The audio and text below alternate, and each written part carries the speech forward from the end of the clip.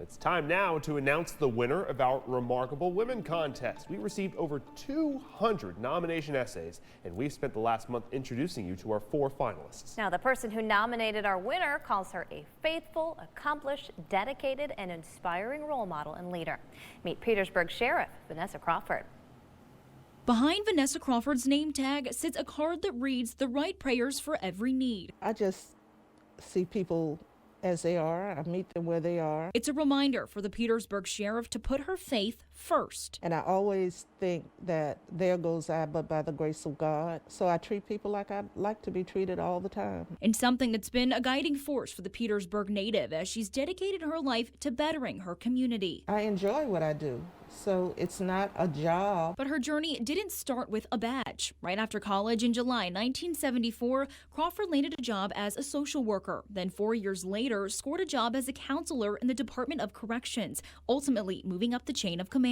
Early 90s, I started running several facilities myself as a superintendent, senior superintendent. With over 28 years of service, Crawford became the first female to run an all-male facility in the Department of Corrections. As to what made her career there so successful, Crawford credits compassion and her degree in social work. Some of the inmates back from corrections as well as the Petersburg jail constantly call me and say, I just want to let you know I'm doing well. I'm still on the straight and narrow. But her dedication to service goes beyond her badge. Crawford is a trustee at her church, president of the Petersburg High School Boosters Club, and vice chair of the Petersburg Task Force on Domestic Violence. And with 5 kids, 14 grandchildren, and 5 great-grandchildren, her life at home is just as busy. She describes her family as my heartbeat. Those strong family values, she says, were instilled by her late mother, Esther Reese. My mother was a very personable person. I think I'm her clone. She's now hoping to inspire another generation of women to use their faith and step up.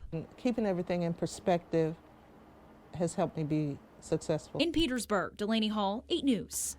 That was Delaney Hall reporting, and so well deserving, huh? Yeah, I had a pleasure of reading every single one of those entries. I think there were 219 of them, and she has so many accomplishments. Well, coming up in just a few minutes, Sheriff Crawford is going to join us live to talk more about what makes her a remarkable woman in our community. Welcome back to 8 News at 9, and we're joined now by Sheriff Vanessa Crawford. She's the winner of our Remarkable Woman contest. Yeah, she sure is. So we have some questions for you. We introduced you to her, and how do you feel having been the only female African-American sheriff in the country for 4 years? That is impressive. Well, actually, I wasn't even aware of it until another female was elected in Texas. And a newspaper covered it and said she joins the only other African female sheriff in the country. So for years, I wasn't even aware of it. Wow. But I feel very fortunate and blessed. And there was a point that was made in that story, how at one point you were I want to get this right, the first woman to run an all-male facility in Virginia. So kind of tell us, did you face any challenges that you had to overcome in that role?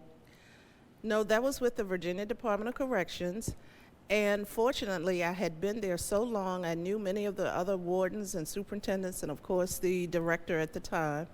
So they embraced me very kindly, and I really never ever had any problems. Now, as I mentioned earlier, you are again, you're the winner of Remarkable Women Contest. I had the pleasure of reading every single one of these over 200 entries, and yours stuck out to me because I'm not exaggerating to folks at home. I mean, her list of accomplishments was truly, I mean, probably single-spaced, 8-sized font. We could go on and on and on. What would you say to young girls, particularly young African-American girls, about their future? If you have a dream, if you have an aspiration, if you have any idea of what you want to do, regardless of what it is, go for it. Break the glass, continue to break the glass ceiling. Women can do anything that men do, and often because we pay more attention to detail, probably better. And I know everybody won't agree with that, but I don't think there's any difference in what a female can do as opposed to what men do. So if you have that drive and that dream, go for it. Anything's possible. You certainly proved that, Sheriff. Absolutely. So lastly, what's next for you in your career and life? Well, I'm up for re-election in November, so I will do the next 4 years and then decide what I'll do after that. Right now, I'm unopposed, so that's always a good way to run. But I'll decide after that, what's next. Well, you are truly remarkable. You have earned every single bit of that title. We are honored to be in your presence, and we look forward to seeing how much more you can do in that position. Thank you so much. I'm humbled by just the opportunity to serve, as well as I'm thankful for those who have come before me and for those who will follow.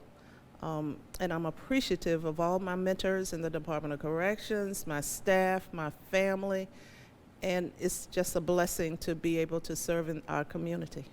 Well, thank you, Sheriff Crawford, for being here with us today. You can read more about her story online at WRIC.com.